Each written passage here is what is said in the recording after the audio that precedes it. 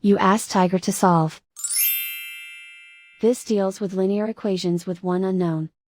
The final result is u equals 3. Let's solve it step by step. Simplify the expression.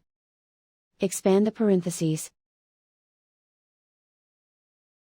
Simplify the arithmetic.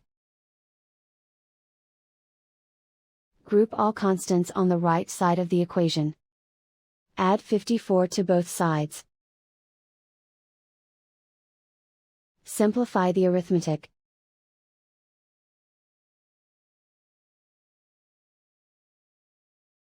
Isolate the u.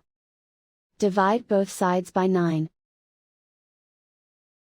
Simplify the fraction.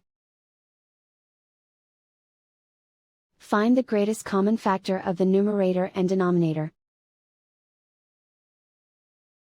Factor out and cancel the greatest common factor.